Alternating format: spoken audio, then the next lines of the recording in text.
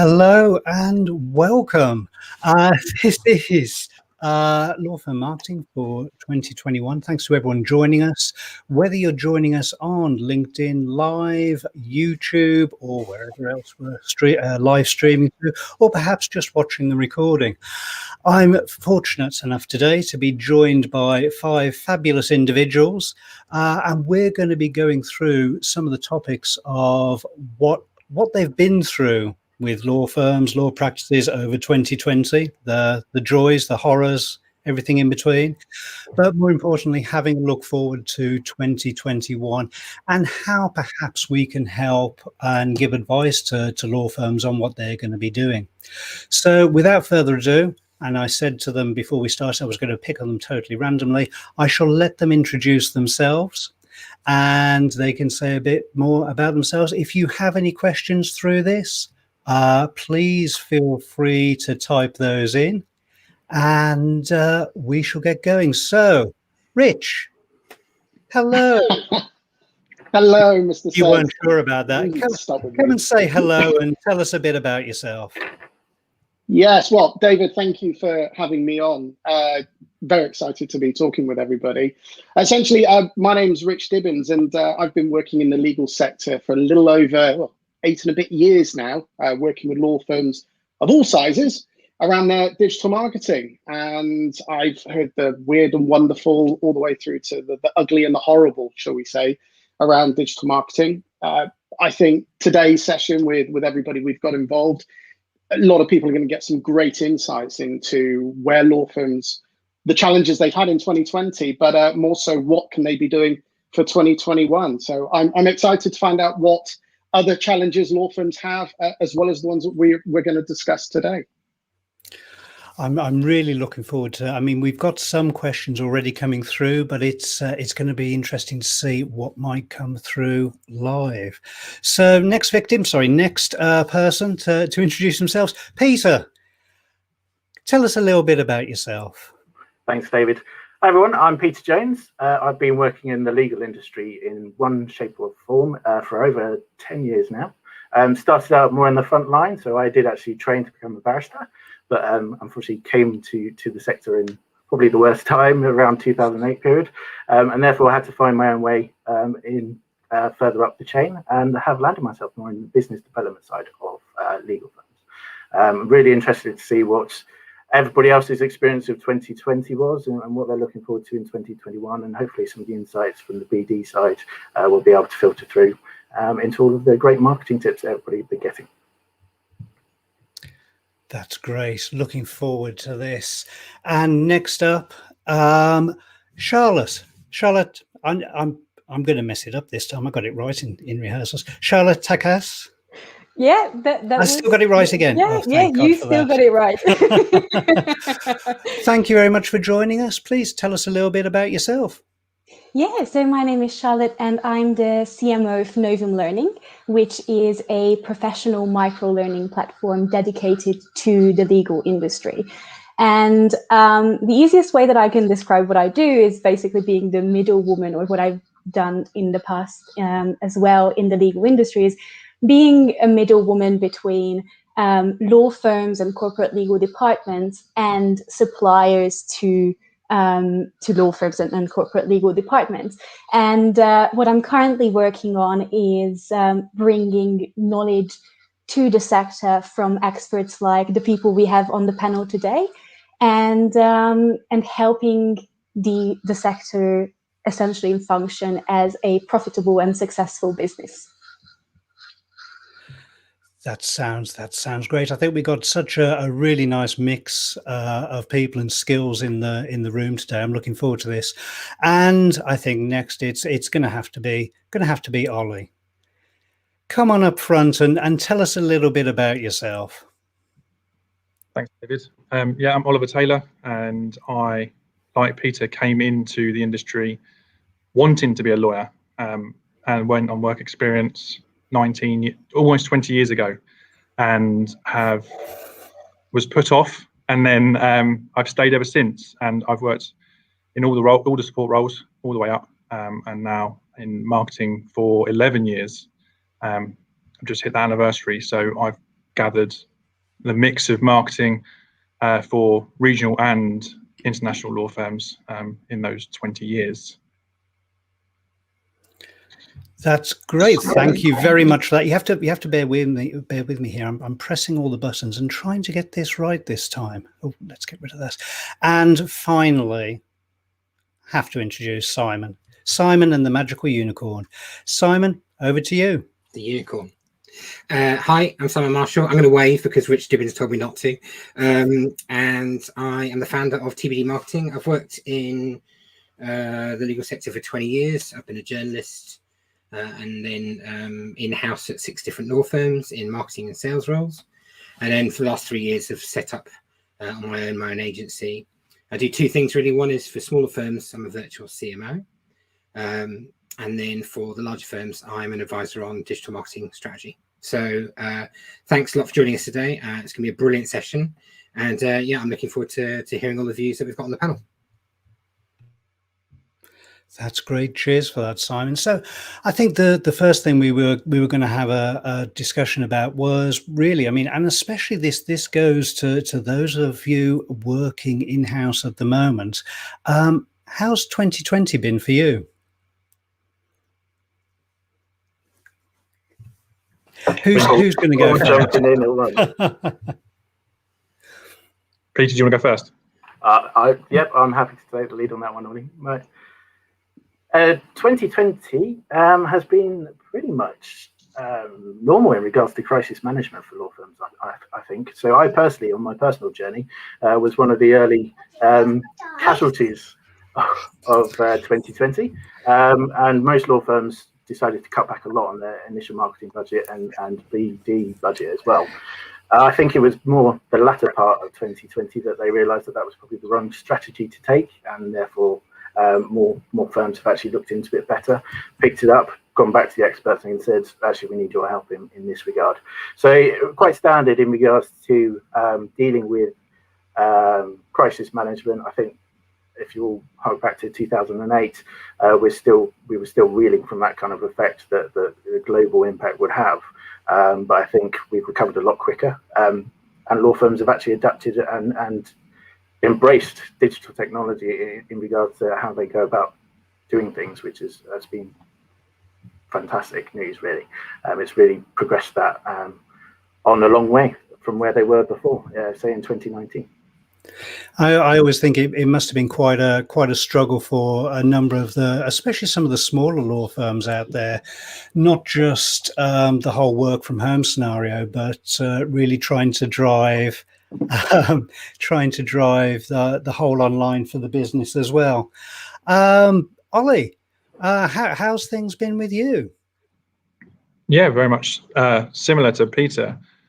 We, like 2008, I was very much in the employed world then, and saw it all happening around me. And I think this time it was very similar. I was more senior, so I got to witness it at a different level, and I was shocked, like everyone, I think. And I wasn't naive to the fact that the marketing teams and budgets tend to be the first that get hit in any crisis like this.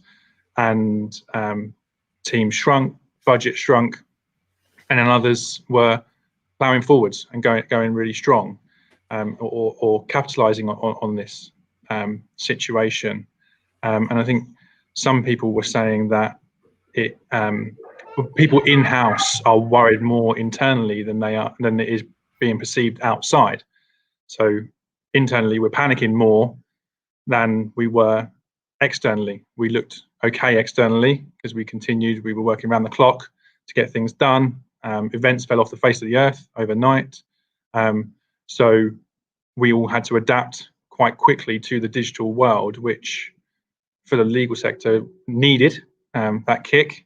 And because we've been talking about it for so long, I think the fact that we could do it and convert so quickly was quite pleasing to see, that we were just dragging our feet. We didn't want to change. And yeah, coming onto that digital world was a journey, a learning curve. But I think we were given the grace that we needed, that we could be a little bit lacked in our approach. We could be a bit more, push the boat a little bit further out to sea and test the waters, because everyone was in the same boat, and it didn't have to be polished. It could be like Simon with the unicorn in the background. It doesn't have to be the white orchids, the floor to ceiling windows in the boardrooms, and the shirts and ties. It could be walking your dog, and just giving a message out there.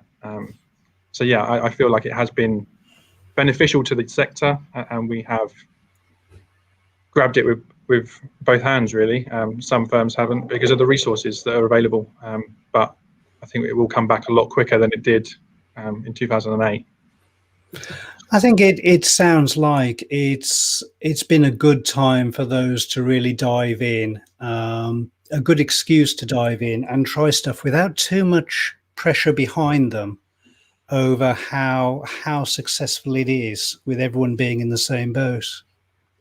Can I make an observation? Look, it's bound to be contrarian because it's me, right? But my view is that those firms where it's gone a bit better have had greater levels of buy-in from the marketing director, right? So if the marketing director or the function over 20 years has had a lot of buy-in with the organization, then guess what? They probably held their breath a little bit longer, thought this is going to go the right way, and they allowed themselves to be informed by data of what was actually happening rather than what they thought was going to happen. My wife's events team, they're incredibly busy. They've never been so busy. Everything went online. They already did enough stuff anyway, but it just went through the roof, right? That team's never ever worked as hard as they were, and they're an incredibly busy events team anyway, right? But if those firms didn't have such a strong, I don't take it the wrong way, but didn't have such a strong marketing function, or it wasn't held in quite the same regard, I think some of those teams suffered as a result of that. And I think that it does come down to a bit of the need in good times to establish that rapport with the management team, so they really understand why marketing teams add value, so that in those more challenging times you go, look, please, whatever you do, don't cut this team, because we are the way that you're going to recover quicker and overtake the rest of the players in the market. Look, all the people on this call, we're not the biggest firms, right? We're not the major. We get to take advantage of this time right now. The clients I've been speaking to, my guys are, I think Rich and I have a similar kind of client base on the founder, owner, kind of that end of the market a bit on some of those guys. It's their time. You've got 10 lawyers, go for it, right? Invest, grab the talent you can, do everything you can. Now is the right time. And yeah, it takes a bit of guts to do that. I got it, right? It does. But that's one of the observations I'd make, is it's closely allied to the confidence in marketing in general. And I think that's so true. Sorry to just jump in here, but in general, crisis is one of those times where everyone pulls back on marketing because they are like, but we don't even know how we are delivering the services, right? So that was one of the struggles, like law firm operations themselves had to adapt to the new situation. But the reality is, when everyone is pulling the marketing budget out, guess what? The stage is getting emptier and emptier. And if you double up on what you're pushing into marketing in terms of effort, in terms of money, essentially you're just getting a bigger share on the stage. Like, your exposure naturally will be larger. I think absolutely, and I think it's that having the buy-in, which has always been such a struggle with law firms, that whole relationship between fee earners and marketing and BD. It seems to be an ongoing struggle over the years, and hopefully this is the beginning of a better working relationship. We've had a number of questions coming in. And I just wonder, let's have a look at some of these and see if we can start with. Here's a good one. This came in beforehand. What's the most significant change in marketing you've seen this year compared to pre-pandemic? My guess would be there's going to be a lot around digital capability and online, but is there perhaps anything else or anything specific anyone's seeing? Social media, I would have to say. There was a huge increase in social media presence when we had the first lockdown, and the amount of firms that already had some form of a social media story or were already on there and going great guns just doubled down and went even further. So I really felt sorry for the firms who hadn't done anything. It was all very new and alien to them. And people, you know, just scrambling for lifeboats. What should we be doing on this? How we should be doing on that? But for me, it was a social media audience. It just exploded. Everybody, we have to be on Twitter, Facebook, LinkedIn, the whole 9 yards, and they were throwing everything at it. And you could see the firms who were like, we've done this, we know, we'll just carry on doing what we need to do. Whereas the other ones were just like, if you need a divorce, come here. If you need conveyancing, come here. If you've got an employment tribunal, come here. All of that. And it was just throwing up the same stuff day in, day out. So for me, it was the social media, which was obvious. Yeah, we clearly we rank people on the basis of their performance in that, right? And everything Rich has said is backed up with the data. We went from 3 million weekly updates, users updating anything on LinkedIn, to 177 million people doing it on a weekly basis. A 60-fold increase. Everyone keeps talking about the algorithm has changed on LinkedIn. It hasn't. It's just that it can't serve all the content, all the people, because there's only so much screen space and dwell time on the site, right? So what's actually changed is that there's just more content on it that's being shared. But Rich has nailed something really important there. Did you do it with quality? Did you when you went big on it? And I want to highlight a little firm, I think they're in Wales, called Lanyon. See, the fact I don't know tells you a lot. But there's Lanyon Bowdler. Do you know them, Rich? I'll carry on. Right, I'm nodding. So yes, I do. I know Lanyon Bowdler. Right, yes. Okay, brilliant. Right, they did, and you others might do as well. But who's behind this campaign? She better not be you now. I'll be very upset if it is. I'm not giving away any secrets, but I know some of the premise behind it. There's another firm that's coming out. They're celebrating a very big milestone in the firm's history. I'm not going to spoil it, but they've got a fantastic social media campaign for celebrating their 150th birthday. But I'll leave you to figure out who that will be. You won't miss it. And probably just jumping into this conversation, I think it's very interesting to think about what's sort of the psychological reason behind social media picking up so much. Because the reason, at least in my perspective, that Facebook and Instagram and all of your alternative social media channels or sort of unconventional to the sector previously have become predominant because of escapism, because suddenly we were logged in and there was nowhere to go.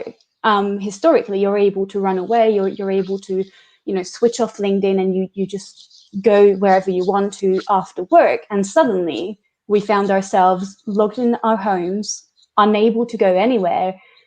And the only place where we can escape were other social media platforms. So that was just an incredible opportunity for law firms or the legal industry in general to jump onto that bandwagon, essentially, and also adopt to the expectations of those platforms. And that's where it comes in that, like, just because you're a law firm, it doesn't mean that you have to speak about law all the time, because people will resonate with you and develop trust based on different conversations. It doesn't have to be all about your expertise, because trust has so many different matrices. I would also flip it the other way around as well and say that the platform is not a fixed platform. So, okay, here's a really funny joke that I shared earlier in the year. Loads of people who share this isn't Facebook, and when they put that on LinkedIn, right? If you do that and you get really annoyed about it, the most likely thing that's going to happen if you do that is you'll get served with more of that content, because you've just signaled to LinkedIn that that's the content you engage with, right? So those people are actually shooting themselves in the foot. Now, LinkedIn has become more like Instagram. I think that's Rich's point, not just in the quality, not in the volume of how people use it, but in the quality of how people use it. And the women who came over from Instagram have dominated the legal sector in LinkedIn for the last 12 months. I've got the stats to prove it, right? Sarah Walker-Smith, Alice Stevenson, Vanessa Chalice. These are people who have shown time and again that leadership doesn't have to be stuffy and old and boring, right? And it can be about having tattoos, owning a dog, struggling with mental health issues, whatever it might be, right? The other thing is really important internationally.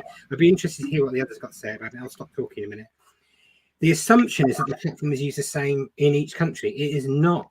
Facebook, for some people, is just as important professionally. Never mind, the fact that in wills or family it is, but actually internationally, in some countries, India is massive on LinkedIn. In Facebook, if you go to certain countries, that's the one of choice, and that's where people will share professional stuff as well.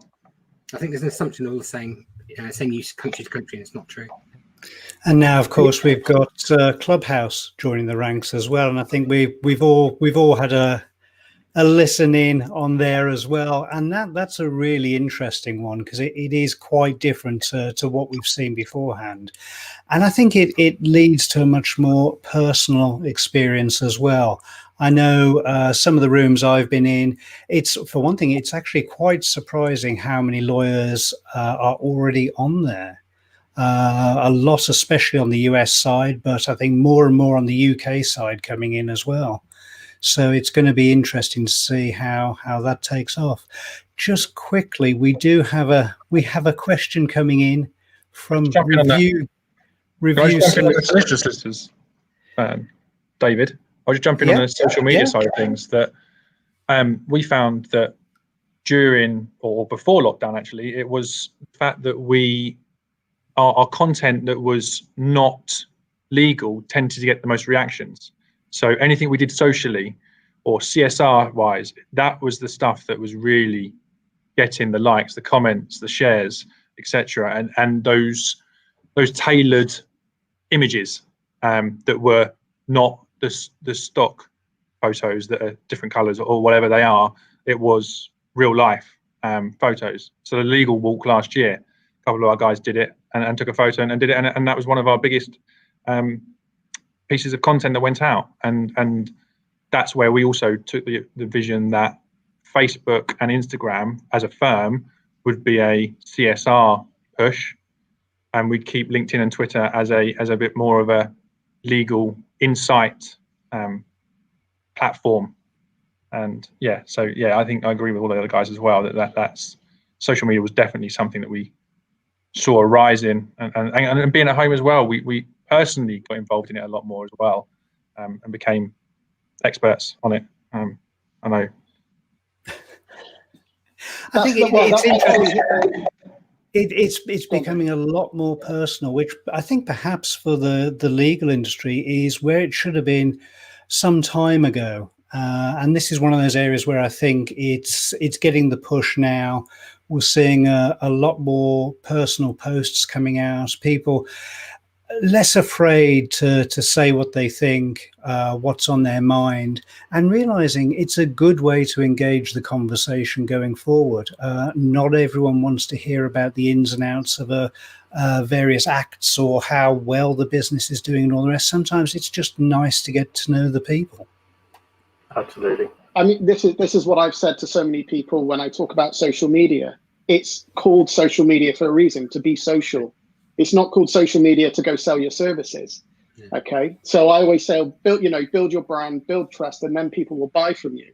Anybody who thinks social media is there to sell a product or sell services straight away off the first hit, you're not going to succeed. So, because nobody buys from complete strangers, you only buy from people you trust and know. So yeah, absolutely. What Ollie's saying, when people resonate with the non-legal stuff, I'm not surprised. That's the human element in us. We're intrigued by them. And if lockdown and, the whole 2020 has also taught us anything, is that Zoom has allowed us into lawyers' lives. They are human beings. We can say that they're humans. They've got kids, they've got dogs, they've got the Amazon delivery guys knocking on their door. They have the same issues as us. So gone are the days where we're seeing, floor to ceiling windows with the orchid in the window. We're seeing lawyers in a different light. And the social media element joining up with, I wish I'd bought shares in Zoom, to be honest. All of that joined up has made lawyers think about digital marketing and especially social media differently.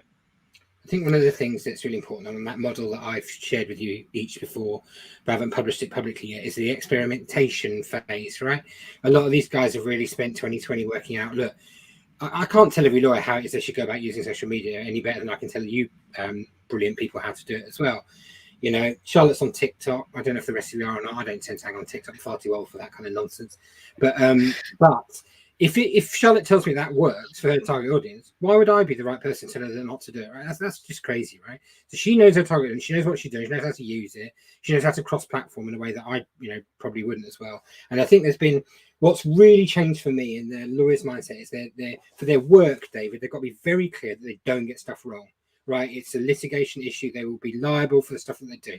But on the marketing front, I think it's changed so that people realize they can adopt a marketing mindset. And Rich would encourage them to do all these kind of crazy things as well. I'm sure, right? Go out and try some stuff and get it wrong and then delete it and then go again, right? Learn and go again. And what we've learned is those people who had a bit of fearlessness about it have now got a following, 100,000 people. They're way out the front. And you don't even need that. You don't need that power. You just need to give something a try. If it works, do more of it.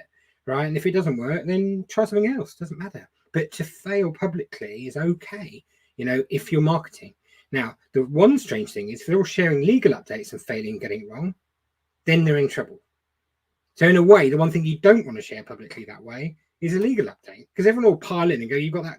I mean, Peter was, asking me questions about a technical update earlier today on LinkedIn, and he was like, "Look, I had to defend my position." And go, "Well, look, that's fine, but you've got to be ready for that. If you're going to put something out there, it's going to state an opinion. You've got to have it ready to come back at you, right?"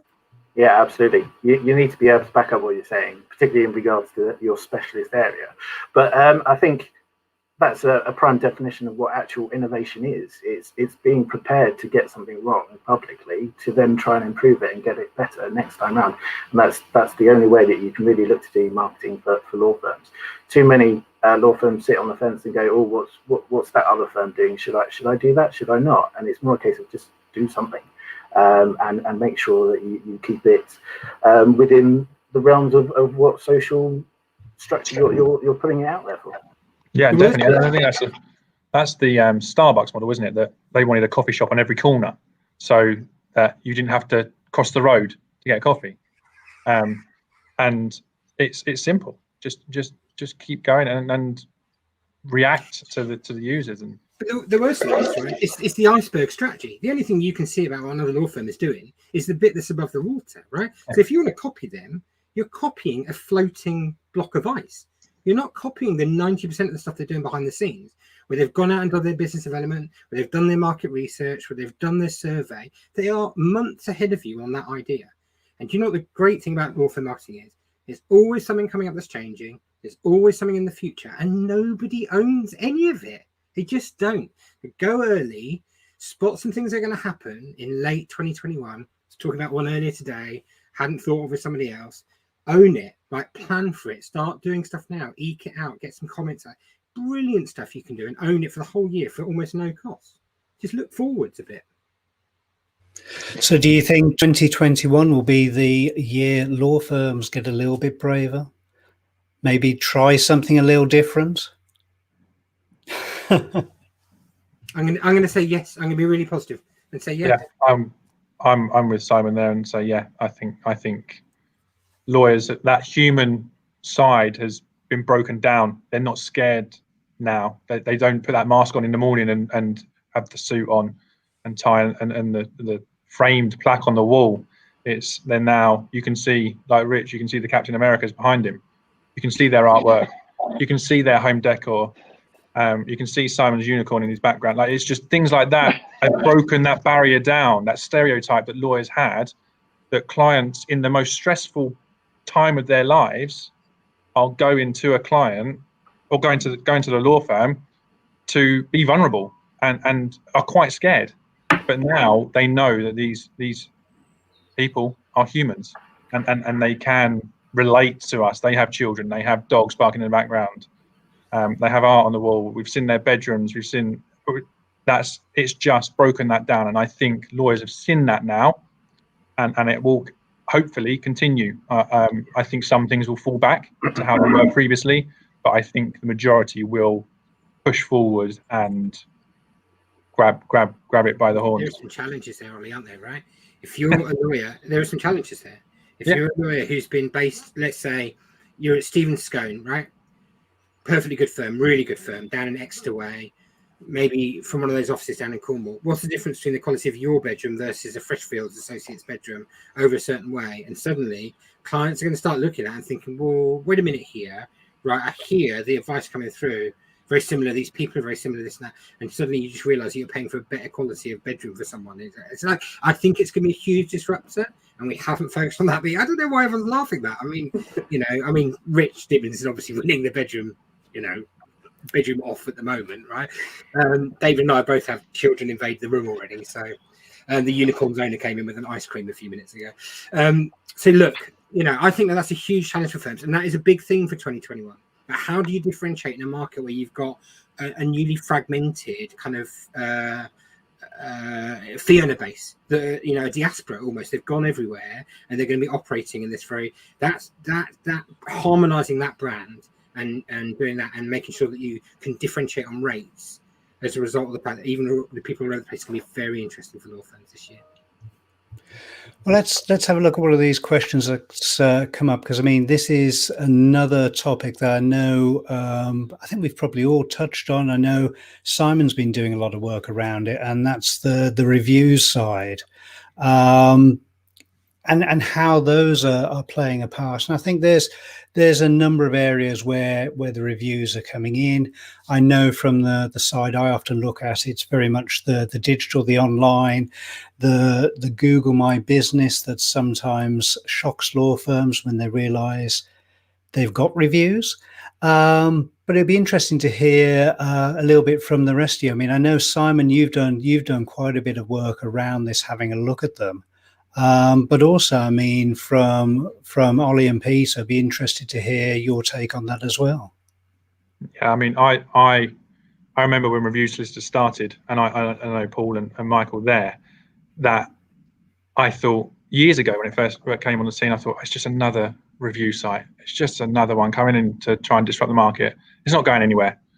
And then 2019, they were still going strong and getting stronger. Only earlier this week they got stronger with their integrations with LinkedIn. But for us, yes, definitely the reviews are now a key part of the Mondays brand, because it's where we want to be your lawyers by recommendation. And I posted earlier in the week about word of mouth is the oldest referral, and it's going to continue to be the best way of referring work, because you are getting told by someone you trust that this lawyer is trustworthy and they will look after you. You're not going to go somewhere and just go for it when you're going to be parting with a lot of money. You want someone that you can trust and you've been referred it. And Review Solicitors is great. We pushed it quite hard towards the end of last year, and the guys here all jumped on it, and they got quite competitive. And it was quite nice to see the commercial side of things coming through as well, not just on the private client side, which is where we're going to see 70% of the reviews coming from because of the nature of the work. But it was nice to have that mix of the commercial side and also the negative side of stuff, where you get the bad reviews. As we've said, lawyers are now human, and they get things wrong, so they're going to get bad reviews, and that's okay. Not everything has to be 5 stars. That's the way it works, yeah. And not to be afraid of that. Do you include it in the disclosure form? Sorry? Do you include the review solicitors, as far as I understand it? You can include it in a matter, kind of end of matter form, as it were. Do you include it? So we're looking at integrating it into the practice management system to send out as an email at the end of a matter. Obviously, we have to do a bit of research into that, because obviously there's certain cases you don't want to have that going out to. Children matters, deceased matters. They're just not ideal. And if there's a dispute going on during the matter or the case, then we don't want to send that out to someone that's already annoyed and then get a bad review that we're going to guarantee. I've got a quick one from the webinar yesterday who already is doing that, and they were asking me whether or not if you could ask people again to do it for Google reviews on the back of what you've done for there, which is another question. But the point is, for what you're doing, I can put you in touch easily with that person to. Yeah, and Google reviews is now linked into Review Solicitors as well, so it all gets pulled through into that central Review Solicitors location, which is really handy, because you don't have to have an account for Review Solicitors. You can do it in multiple ways, and it really is too good to be true. Ollie, do you when those other areas that you mentioned, obviously certain reviews you don't ask at certain points. Do you leave it down to the fee owner's responsibility to send the review? Do they have an option to, let's say, cherry pick who they want to send reviews to? And if so, how do you kind of overcome that? Because that's the biggest problem I find with law firms when I talk about reviews. They will only send links to the ones they've done a great job for. So they never actually get an overview or a real view of how well that law firm is doing. Because then that takes you on to law firms that get negative reviews. They go, well, I don't want that negative review on there. Well, we're all in business. Sometimes you're going to get a negative review, but it's how you respond to it. Standard customer service practice. Yeah. But how do you kind of make sure all fee owners are doing a balanced review? We can't. It's a difficult one, and I think it's going to be a continued and ongoing issue in law firms to get that everyone sending it out. Unless you make it mandatory and every single matter that closes gets one, I don't think you can. You're going to have to give them a choice, purely because there's going to be sensitive cases that we don't want to send it out to. There's going to be plot sales where there's multiple matters. Imagine getting the email on every matter that closes when you finish the plot sales, like 20 emails. Like, that's just pointless. You're going to annoy the client and you're going to get a bad review. So there's no, I don't believe personally that we can make it a mandatory field to send out on every single matter. But the lawyers are always going to cherry pick. They have done for years, and they will continue to do so, whether it's mandatory or not, because they'll click it they'll work a way to start at the matter saying do not review or do not mark it, and that will just be the way. Well, and the other obvious thing, I don't think you can go out on every matter. I think you've already said that, right? That's absolutely right. But I think that the only thing that changes things in law firm are either recognition, power, or cash, right? And what you earn for doing it as well. And if you just say to people, your appraisal is going to be closely allied to these things happening as well, there will be some behavior issues. It doesn't have to be something you do for the whole term, but I can imagine for an 18-month project to actually tether some form of appraisal procedure to did you or did you not send out those feedback forms. And Ollie says, I'm not saying to every matter, of course that just doesn't work, but why wouldn't you have a different model for those smaller bits of the business than the ones that you do that are over in corporate? I mean, you just would. And you can see how many are going out, and it's not everyone's going to review you. They've just gone through a really stressful situation. They're going to be busy either redecorating a house, moving boxes in, or mourning a loss of a family member or something, or have just sold a massive successful business. And they're coming to loads of money, and they've gone off on their holiday. Well, they're saving it and looking which yacht to buy when lockdown finishes. But it's things like that. We've got to, like with Charlotte and the psychology side of things, you've got to play the audience as well. We've got to come to, like you said yesterday, Simon, in that webinar, you can't play football with a rugby ball. You've got to come to the game and play the game, and that's it. It's life. That's going to happen. We're going to get bad reviews. Products get bad reviews, but it doesn't mean that they're not great. It doesn't reflect on the entire business. There's one on Google that isn't particular, that says got a bad smell. Like, how is that a helpful review? It's not, but someone's done it and we can't stop them from doing it. That wasn't the orchids, was it? No, it was a dead orchids. I fully agree with you on that one, Ollie. It's also embracing the possibility of getting those negative reviews and seeing them as a golden opportunity to turn that opinion round. And if you're just having reviews posted left, right, and centre and not doing anything about them, I think that's where it falls down. You need to be active with it. You need to thank the positive reviews, but also try and address the negative ones and take it offline so it can be dealt with in that kind of way. But show that you're listening to your client and customer and moving it forward. Yeah, and I think that's what we're going to start doing this year. We've always been quite nervous about responding online. We've responded offline, but responding online, we were always a bit treading on eggshells that we were going to create an online storm, so to speak, and get into something that we don't actually want to get into publicly. We'd rather do it offline and like that. But I think we will start going public now, because it's just and like we said earlier, authenticity, transparency is the key thing out of 2020. We've got to be transparent and honest. And we have to assume that we see those reviews, otherwise we'll believe that they're true. But the stage of development are, of course, aren't they? One, monitoring them so you know actually what's going on. And I'm not being funny, but most firms and still, Peter, I know we weren't on the same page about it earlier, but my fundamental stage of what I was trying to do with the report is demonstrate the firms weren't even looking at what those reviews are. To answer review solicitors' questions, yeah, clients are using those reviews to judge their firms, but are firms even monitoring those reviews at the moment? No, I don't think they are necessarily, right? So that's stage one.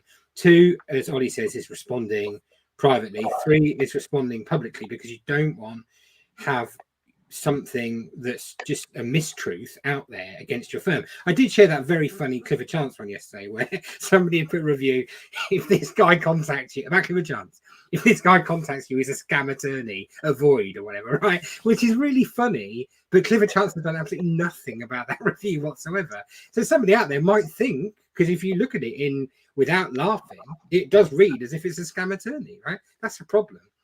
Plus, as David and I were disagreeing about yesterday, it does affect your Google rankings for all your. There was a story, I don't know if it was on the Law Gazette, where somebody had left a scathing review for a law firm because the case didn't go their way, and it was actually detrimental to the firm, and the firm won because they got this review taken down, and they've actually won damages against this claimant for it. I also think the other aspect is law firms have policies for almost everything. One in particular is complaints. So if a client complains over the phone or over email or face to face, they have a policy or procedure to follow it. So I always challenge law firms: do you have a policy for negative reviews, and how do you deal with it? And normally that comes back with a don't know, or we just, we leave it, or oh, that's crazy Karen down the road, we just ignore that. So look at your policy, your complaints procedure. Is online reviews, are they in there for people who leave you a bad review, and how is it handled internally? We've seen a lot of PR companies getting involved with law firms when it's too late, and it's just damage control if something then kicks off. So take a look at that. That would be my advice on that one. And also there is research that shows that, and this usually comes from the hospitality sector, but the model itself and the train of thought is just as applicable to legal as it is to any service. That service recovery actually results in higher levels of satisfaction than service done right in the first place. And it makes perfect sense in a way that you pay for a service, you engage with someone because you expect to be satisfied at the end, right? So you otherwise wouldn't pay money for anything. You don't pay money to come out expecting that this will be bad. So if you get exactly what you paid for, you'll be happy. You might or might not leave a review, and that's it. It's done. And delight, and this is something that I think people really need to understand, that the whole concept of delight is not doing your job well. It is exceeding expectations. It is twisting things around. It is, just coming out of the blue and doing something that people didn't expect was going to happen. And bad reviews are just naturally lending themselves to that opportunity for you to go in there and be like, okay, what can I do? And then it comes down to speed. And if you have a procedure in place, that's your best and biggest call. Who does that bad review go to? Who has the authority to make a rapid decision as to what is going to happen? And what are, 5 different options or 3 different routes that you can go down on to recover that service and twist it around. And in fact, there is also research saying that delighted customers whose bad experience has been turned around are actually more likely to recommend you, because they can say, look, they might do a good job in the first place. We can see the good reviews as well, right? But I can guarantee you that should they do a bad job, they will make sure that they will fix it. I'll give you a little case study and point about that from a law firm perspective. So again, in my Osborne Clarke days, a few years ago, there's this brilliant woman called Gabrielle that I used to work with, that was the head of the firm's charity of the year. So she's a lawyer for OC, right? But when we did the charity OC, if you volunteered charity league had to front it up as well. She did it for us. And at this big CR event that they had, this big debate on the panel one night, it was chaired by Giles Fraser from St Paul's. They had Nomura and someone from Teenage Cancer Trust do this talk, and it was basically a half-hour high-fiving session of how brilliantly they'd done. They had done brilliantly at raising a load of money. I'm not decrying that at all, but there was nothing wrong with anything they'd done. Anyway, so Gabriel and this guy Jake from the charity, who are on kind of the OC side, I said to them, you should go and talk about the things that went wrong with your relationship and what you did about it. And they got up the front and they went, yeah, we fell out about this thing. We did this and this, and you grew and we grew and this, and they talked about it.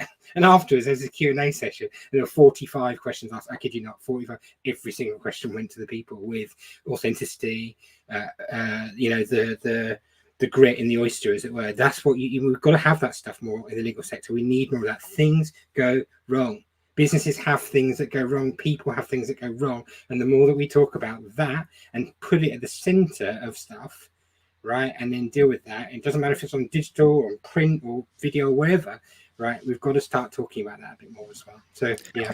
I think with law firms, I mean, I've worked very closely with crisis management, business continuity areas as well, and this ties in very closely with that. I've had clients that have gone through some very serious crisis management and not had, as Charlotte says, those processes in place.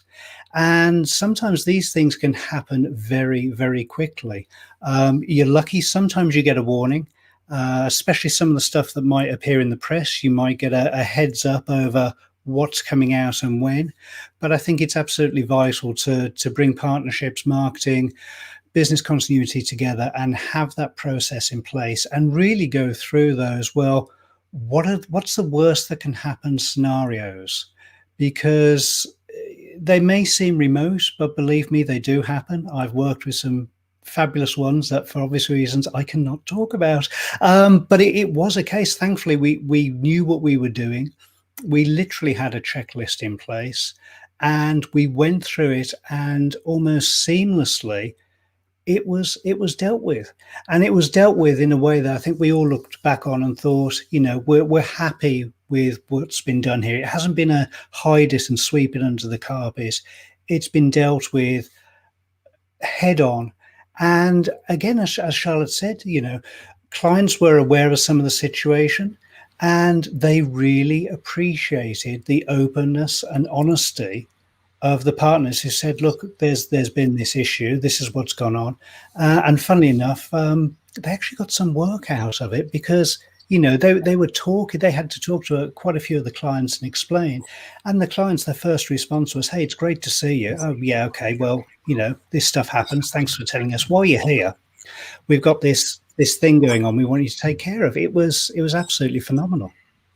I'm curious to know if anybody's been on a social media crisis workshop where something does go to pot. If you haven't sat on, I've been in one, and I just thought a social media crisis workshop, pretty easy. You respond to the negative review, you take it offline, job done. Boy, was I wrong. 8 hours later, and those 8 hours went like that, were backwards and forward. And this, I'll find that the people who did it, they were fantastic. But it was the backwards, the forwards, it was the real PR, it was print, it was the stories. And every time we thought we'd managed to put a fire out over here, there was another fire over here starting up. So if you've never done one before, I'd highly recommend you look at social media crisis workshop. Can I say something about that as well? Because obviously you all know that I'm from a PR background traditionally in the legal sector, originally way back when as well. And the first thing that people do in that situation, especially when you've got all of the others involved, the GC in-house, as in the law firm's GC, the risk team, quality, all those guys, well, all of us have got to be cognizant of the fact that's the only time anyone's listening to your messages, really, right? You've got this, the stuff is hitting the fan. No one listens to how many offices you've got and where you are and how many people you're employing, how much you know. No one cares about all that stuff. But the one time they care about it is when you're in the middle of a crisis and they want to write everything about you. So just at that moment when you do have that crisis going on, and you will have one at some point in your career, or in my case, 72, I think, and counting, take advantage of it as well. And I don't mean that in a horrible, you haven't got to do the day job with looking after that as well. But please do remember that, Ollie, you're going to say something as well. I mean, you must have seen this stuff going on, right? Yeah, and I was going to say earlier about the coming back to the crisis and stuff. It was like KFC in 2018, and that major issue of their logistics of getting chicken to places. It shut everything down.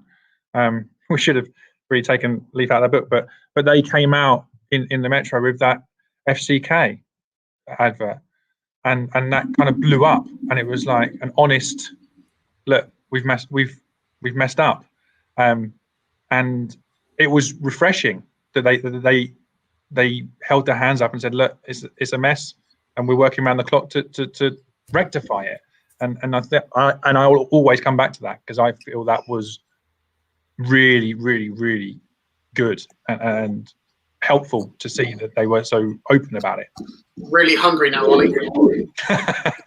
I think we need more marketing directors to have what it takes to do that kind of stuff in our sector. And I'm not saying that involves putting a bucket up there with that word on it as well. It's just, I don't think that's going to happen. But the equivalent of fronting this stuff up and doing the right stuff when the crisis is on, stuff is going wrong, or you need someone out there for okay, so fine, all your partners are going to not say what they're going to say. Get out there and front it up and go, yeah, do you know what? We have had a consultation. We have let 19 people go this week, but we have saved the jobs of 1,732 people. And here's why. Here's what we're doing. Here's our plan. We need to see more of that front-footedness and that assuredness. And I think we did have it back in, David, would you say it's fair to say, back in that 2000 to 2008 period, that bit there was a lot more of that gung-ho and, front-footism around law firms. I think we've lost a bit of that, and it's homogenized a bit. We need to see a bit more of that bravery again.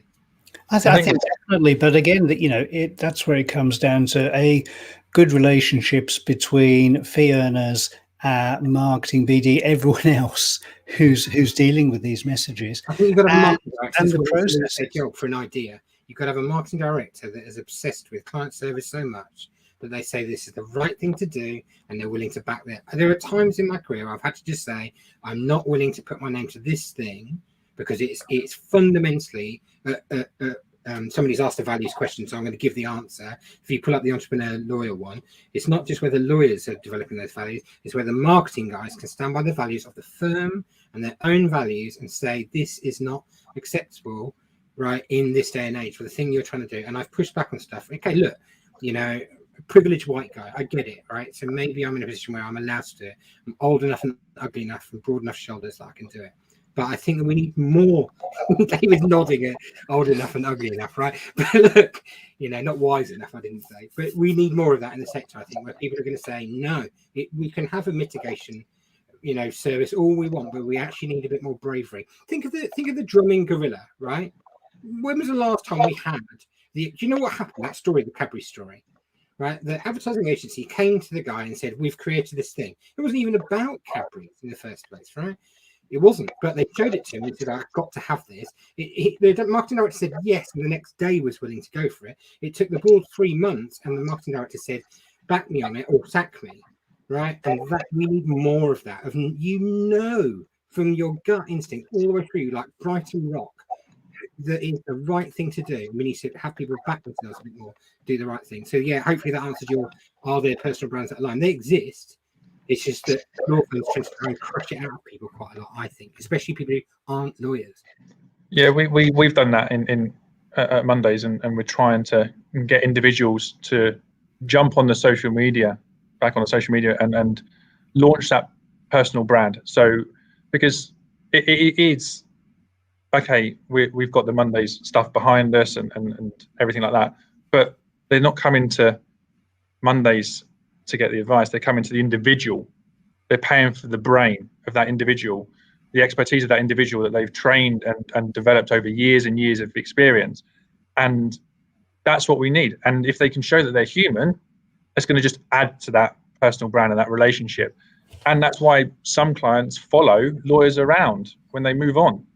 Some clients just want to work with that lawyer, so they move with firms with them. And that's why clients and lawyers take them with them. So yeah, and Chrissy, I have found that our lawyers do want to do it, but again, they are nervous because they don't want to do anything wrong, and that has been trained and drummed into them from a very early in their career. Yeah, Yeah, I mean, I've seen the same for a long time, and you know, I've seen partners who are more than happy to take this on, to be a face within the wider firm, and these have been people that have just had some great stories to tell, been very articulate, but the firms often pulled back, blocked them, and said, "Well, actually, no, we're a bit concerned." And this was the thing when LinkedIn started as well, Yeah, with lawyers anyway, which is actually still quite recently. There was this fear of the lawyer becoming almost more popular than the firm and then disappearing. I mean, the joke about that, I mean, the absolutely hilarious joke about it is they're going to disappear. If you don't treat them well and let them do it, they're going to go somewhere else. I mean, the older generation of lawyers who think that they need to get in the way of those people who want to behave that way are kidding themselves if they think that person's not going to turn up a competitor and take the work with them anyway. To Ollie's point a minute ago, if you think about where do we really do well as firms, right? And let's not decry the fact that the legal sector is a fantastic sector. We do very well in the UK, right? If you trust a lawyer enough to give them your work, and you do, right, then you're going to trust them to ask them. I asked one of my employment lawyer clients this week, do people ask you where to go to get divorced? And she said, yeah, of course they do. They don't do divorce work, but they trust her enough to ask her the question, right? That is the answer to Chrissy's point, isn't it? If you've got a personal brand that's great enough to attract that question, you're basically a node for your firm, and you can spray the work out internally. The firm should be encouraging that behavior. We've had cross-selling issues for years. Now we've got a mechanism to do it and do it properly, and then we decry it that somebody's out there like has a personal brand. Have you noticed, David, that the people who do it really well are all unsackable? Alice Stevenson is unsackable because she owns her own firm. Chrissy is her own woman. No one's going to tell her what to do, right? You know, all of these people, all these women who are law firm founders, they've had enough of Magic Circle firms. They've gone off and set for themselves. They're unsackable, and you're not going to stop them having an opinion now. Right? I mean, literally, try and put the genie back in the bottle on that. It's just hilarious, right? So now what I've got is firms trying to emulate that behavior. And to Ollie's point, they used to have the stick of partnership. But a lot of the younger guys don't want to make partner anymore. And so what happened was, the reason that I used to think it was risk that they didn't share that stuff. It isn't. It's for fear of what their own partners would say about it. But now what they've worked out is, I'll get a job over there.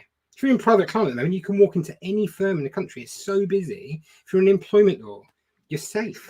So if you want to have a personal brand and have an opinion about something, go for it. Because guess what? Some other firm out there is going to say, come over to us. And that's again in our profession as well, that at the beginning of lockdown, I wasn't naive to the fact that the marketing function is the first to go, and I was going about trying to train myself up to get more tools in my toolkit, because I knew that if I've got more tools in my toolkit, I'm going to give myself a better opportunity to survive and almost grow my personal brand, so I can do these things. Okay, I can dabble across the board. I'm not an expert in digital. I'm not an expert in print. I'm not an expert in any of it, but I can do it all as a jack of all trades. And now I went on several webinars to do video editing. So I've now got that in my toolbox, which is an added bonus for me and my toolkit. So, and like Chrissy, her book, I mean, I was still at my first firm when that first came out, and I will never forget that coming out, because it was so forward thinking and fresh, and that personal brand that she now has from that book that's 11 years old is brilliant, and it's still going to be going for, I think it was to 2035. I think 2015 to 2035 was her outlook on the world and the profession. I was just going to jumping back to the original question, because there was something that came to my mind in terms of lawyers developing a personal brand which is aligned with the firms, and I think that word aligned is, for me, very important, or at least in my mind, because if we take a step back and go back to classic branding theory and look at brand personalities, right? I think there is 5 distinct brand personalities. So you have your sincere, exciting, rugged, competent, sophisticated. I have a little notebook next to me. So your firm can have a brand personality, right? But essentially, and that's great, but because people interact with the individual lawyers, if you tell your lawyers that they have to follow whichever of those personalities your firm falls under, you're essentially restricting yourself, because you're saying that, no, I want to be a sophisticatedly perceived firm. I want my firm's brand to appear sophisticated. And unless you can do that on social media as an individual, I don't want you to be on social media. Then I think you're restricting yourself to a specific audience. You're restricting yourself to only those people who like engaging with sophisticated brands. And it doesn't matter. It doesn't matter if it's a company as such, or an individual. It all just depends. The theory is the same. Personality is the same. And one of the concepts that I'm personally a massive fan of, and that reminds me that I should probably change my LinkedIn heading, is that actually B2B, B2B, B2C, all of that doesn't make sense. It's all rubbish. It's all rubbish that someone came up with in the, 1800s, because it's actor to actor.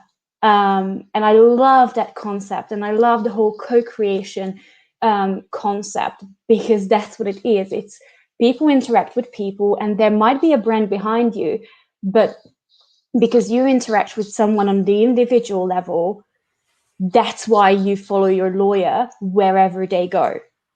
And that's why it's so important. So my answer to that would be that, yes, there is a massive opportunity for lawyers to build a personal brand. But if you're not a sophisticated person, it's going to come out. It's going to come out in your interactions. It's just like I could never pull that off, probably, because I like having a laugh, and it's not me. And I think it's a very damaging thing, in fact, if you try and portray yourself as someone who you personally are not, because in your interactions, when you actually win the client, it's going to come out. I mean, I don't think it's any secret that I was a fish out of water in my last firm, and I wrote an article earlier in the year in Mental Health Week about exactly the issues that I faced as a result of being a fish out of water. I went from the most entrepreneurial firm, most entrepreneurial firm in Bristol, to the most traditional and conservative, and tried to help them with changing their culture and stuff as well. And one man versus 1,000 is just not going to cut it, right? There's a car crash waiting to happen there as well. So I wonder, Charlotte, whether you've actually lighted on something, and Chrissy, I'll be interested to know what she thinks after this session today. But I think it's at the heart of our mental health issues as a profession, is that idea that we have to fit in some way, rather than celebrating the vagaries and the differences of those individuals, and saying that actually collectively we're sophisticated, but that looks like having each of those 5 in balance, in whatever balance suits us, and not having, as was my experience in my last firm, religiously one group of one type of set of personality all the way down the line. And I just don't think that works. There's no diversity of opinion, then guess what's going to happen? You'll have a client base that looks very, very similar to that group of people, nothing else. Yeah, I remember when I started at my first firm, I was young.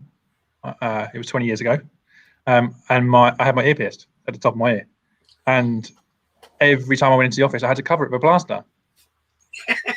but the girls didn't have to, and I couldn't understand why. And yeah, you have to fit in. It's that stereotype, but I think, and like we've been saying, it's broken down over the last year that no longer is the case. That you can, like Alice Stevenson with the tattoos and pushing that forwards and pushing those boundaries. It's happened, and it's refreshing to see. My wife is a senior nurse at a hospital, and I think the stigma with being a solicitor, being a partner, and then having a fee and a paralegal, there's this kind of tiered approach, and it's kind of at the very top we all talk to each other, paralegals talk, but there's nothing in between. And it's mirrored at hospitals. You have doctors and you have nurses. And the nurses know more than the doctors, believe it or not, because they are on the front line with all the patients. Doctors get involved when there's a diagnosis. And the amount of doctors that used to come to my wife to say to them, actually, what's this? What do you think? Or what do you think this is? And she's actually the one helping them further. What I find is the amount of paralegals, and there's some incredible up-and-coming fee earners and associates that are coming out at the moment that are helping these partners, because they are forming the next level of the legal industry for the next 5-10 years. But I don't feel that they're being supported. And I think we're seeing more and more younger people coming out of law school. Instead of going, Simon, you hit the nail on the head, you know, they don't want to be partner. Some of them don't, they've already got massive debts with college and university. They don't want to buy into a partnership. It's cheaper for them to set up their own law firm and do it of their own accord, because then they can form that brand, then they can form their own personal progression. And that's so much more far effective. Last year, we saw more move arounds within law firms than any other time, obviously, because a lot of people are changing. But at what stage does anybody kind of sit them down and go, you've come out of law school, what do you want to do? It's kind of, you come out of law school, here's your certificate, good luck. And they follow this roadmap of what people have done historically for the last, you know, hundreds of years. So I think the next 5 years are going to be very exciting of where we see the new people. I can't wait to see Ollie's LinkedIn status about his earring in a few days. But there is that Rich was saying about that, and it's been like that for 100 years. But I think if you go back to the general practitioners, that they were the ideal candidate now, because they were the walking, talking, breathing CRM of modern law firms. They knew their clients inside out. My article in the PM Forum last year, my mum worked at a firm, and when she went on maternity with me, they got acquired and came back, and she went to work there. And the senior partner there went to my mum and dad's wedding 2 years before I was born. We're still in contact with him. And so they knew everyone inside out, and they knew everything about them. They know their families. They've got the generations of that family in their client base. And that dying breed of general practitioners is a shame. Yes, they had the frosted glass windows on their door and the plaques on their desks, but they were the walking, talking CRMs of today. And that's a shame that they've gone, or they're dying out. I think definitely there needs to be more about the brand, the personality coming through. And, you know, it sounds like, you know, this is going to be a good year to start moving forward with that. You know, today we've talked about the online branding, the branding in general, how law firms can really get moving with that, and also how they appear through the reviews online as well. I think there's a lot still to do in this industry. We're very lucky, and I don't think we forget it easily, but if you step outside of the industry briefly, we have got a heck of a lot of intelligent and very driven and hard-working individuals. And yeah, they might, as I said to a group of them this morning in a partners meeting, look, I know you're all professional skeptics, but the great thing is, if I ask you to suspend your disbelief and you give me a bit of time and I get to prove myself to you, I know you'll all become advocates for what we're talking about here. And they were like, great. And I said, and if I can't, then you need to sack me. If I can't do what I'm saying I'm going to do, then you need to sack me as well. And, you know, isn't that lovely to have that kind of profession where they're bright enough and good enough and self-aware enough that they go, fine, if you say you can do it for this, and, you know, go for it for 2 or 3 months. And then if it doesn't work out, then whatever. But if it does work out, we're going to claim it as our idea, run with it anyway, you know. And that's the nature of working in law firm marketing.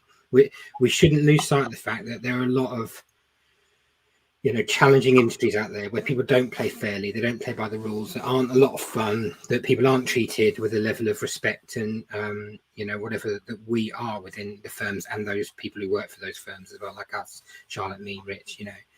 So I just think let's not lose sight of that as well. David, can we, that question from Review Solicitors, the one around the SRA, I think that's a very valid question. they've raised Yeah, there. let me bring that up. I mean, just beware, we're running at 1 hour 10 now, so we'll start winding it up after this. But yeah, this came in a little while ago from them. I personally think, sorry, it was the one underneath. There was another one around the transparency of what law firms, what do we expect for the next 36 months? I personally think that there's going to be full transparency across pricing. That was a huge shake-up 3 years ago. And I also think there's going to be some element in risk within a law firm, that they need to be transparent about their risk, because there's a lot of law firms that carry risk, or they're carrying a lot of debt, and they take on clients and then firms closing. So I think the risk and pricing is going to play a big role, because those are two of the biggest areas within law firms where, well, the pricing has always been a contentious element, but the risk element is, I don't see it as much. So I think those are going to be the two areas that the SRA might concentrate on. Sorry, that's probably a very disappointing element of that on the pricing transparency side, where at law, one of the firms had put their pricing structure up there and then disallowed it under the robots.txt so that it wouldn't index. It wasn't on the homepage. And so technically they met the event. I think one of the things that needs to change, to answer Review Solicitor's question, is the level of sophistication of understanding digital marketing from the SRA needs to get better, and they need to start asking people in this group, what are we doing? Because, as you know, they said a while ago, you can't do any targeted advertising. What, we're not allowed to self-select which houses to leaflet drop to. So we've got to blanket bomb everyone with leaflets, but we are allowed to do it online, right? Because you won't know that we're doing that, right? The SRA has not got a level of sophistication around modern digital marketing in a way that it needs to do to administer rules like that to people. Sorry, Ollie. I also think that the pricing side of things is, I was always confused as why family was never included in that initial transparency 3 years ago, Rich. But also we've got to think about the fact that a lot of it depends on the complexity of the case. And a lot of the times when clients come, they don't realize how complex their case is, because they'll come in, they'll ask sorts of questions, they'll think they've just got a normal will. Actually, that then just goes on and on and on when you start asking those questions. And then that pricing changes. And then the client's like, whoa, hang on a minute, you told me that 5 minutes ago. Now it's tripled. And it's the same, and I mentioned earlier that my father's got a garage, and he has been burned by pricing on an image of some damage to a car. And upon repairing it, underneath, there was a lot of rust, which then meant there was a lot more work to be done, which I hadn't quoted for, so they had to lose money to repair that rust to ensure that it was a safe car to put back on the road. So I think there's going to be a lot of teething issues with that with the SRA in the next 36 months, and I certainly agree that they should be transparent. But I think it's like anything, we've got to really delve into it and see how fair it is across the board in terms of families. I feel that firms could do better at scope, though. Right?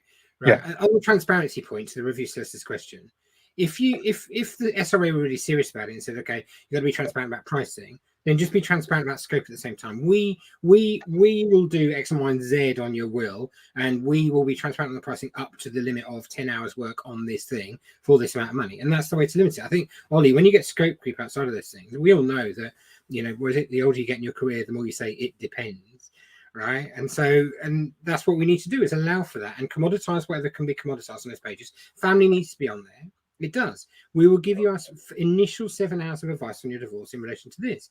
But we can't allow for the fact that you should have gone to a psychiatrist first because you needed to get through all 6 hours and 55 minutes of telling us how bad your partner was before we could talk about to know what Peter, because Peter's worked at a number of law firms. I'd like to know, because you've probably got a nice understanding from the number of firms you've worked with. I'd love to know what Peter's kind of thoughts on, or how those law firms approached it. I've always been a big advocate for being transparent with price in the first place. If you're losing customers because of your price is too high, then you're not portraying your value well enough to those clients, potential clients in the first place. But again, yeah, just open and honest. And as Simon mentioned, you know, there are ways of scoping that to be able to highlight the key areas that, you know, if X and Y then come along, you know, the fee will not always be that first initial fee that you're looking at. lot of I think the billable hour probably is probably one of the biggest issues that come up in regards to always price, and it's always that plumber moment where they come and have a look at the job and do that really sharp intake of breath and kind of guesstimate how much it's all going to cost. So whether that might have to be looked at as well, I think is probably where it might have to focus on. And those firms that are really revolutionising that area and making strides are the ones that probably have got away with from the billable hour, know exactly how much time and effort will be taken on a particular job and are able to charge accordingly for it. Okay, I just want to say we've been running this now for just over an hour and a quarter. We're going to have to look at wrapping this up now, but I think this is something that would be really great to continue another time. Be great to get everyone here back on and see how many more topics we can cover as well. So it's been great having you all here, Charlotte, Simon, Ollie, Peter, Rich. Great having you all on the webinar. We've had quite a few people watching this, and no doubt a fair few more on the reruns that will happen. If you'd just like to, as we end this off, let us know how people can get in touch with you. That would be great if it's best through Twitter, LinkedIn, or whatever. So, Charlotte, would you like to start us off? Yeah, absolutely. Well, first of all, just a big thank you. And I was just going to say that if we are looking at doing this in the future, if anyone watching would like to send us any questions, and I think I can speak in the name of anyone, we would be all happy to take those privately as well. But in terms of how to reach out to me, LinkedIn is probably the best call. But you can also email me on charlotte@novumlearning.com. And Simon, we'll head over anti-clockwise. Always LinkedIn. Thanks again, David, for hosting. You're brilliant. You make it look very easy. That's why you're a natural at Clubhouse.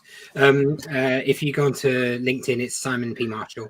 Meet me on there. I will be hanging out on Clubhouse. I've decided that what I'm going to do is start dragging GCs. No, I'm not. I'm going to start asking GCs if they come on the stage and see what they really want from their law firms. And I've got some really amazing people lined up who are females, inevitably, who want to come and do that. They're starting next week. Brilliant. And Ollie.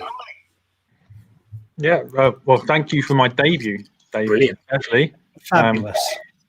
Really enjoyed it, and well, LinkedIn, Oliver Taylor, or Twitter, or Clubhouse. Both Twitter and Clubhouse are at Red Marketer.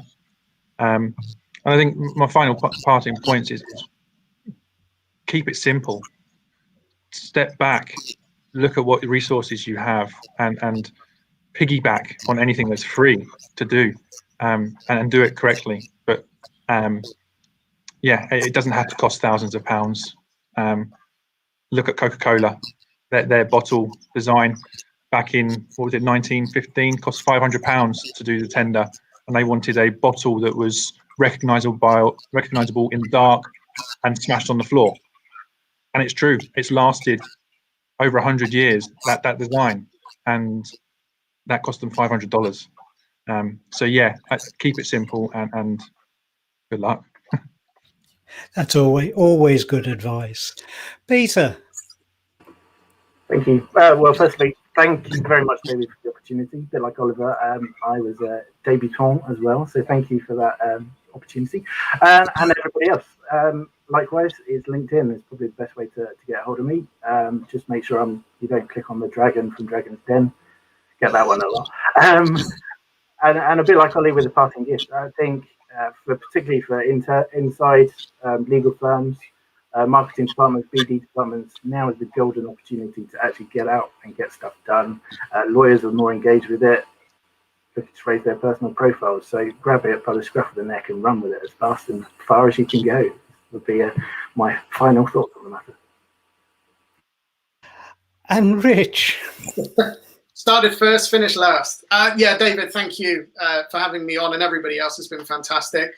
I would say LinkedIn is the best one for me, Rich Dibbins. And the takeaway I would say is I challenge you this weekend to put something out on social media that is not selling your service, but it is value to your audience. Okay, something that is of value to them. Think of them first, you second.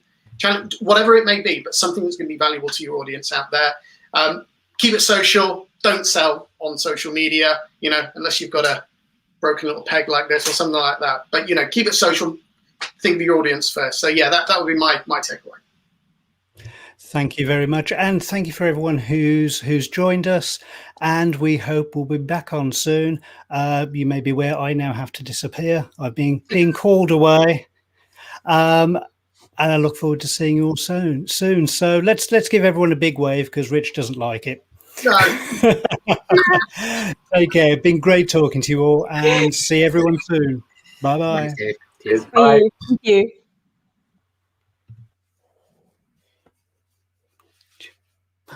Hello. Dad. I'm done.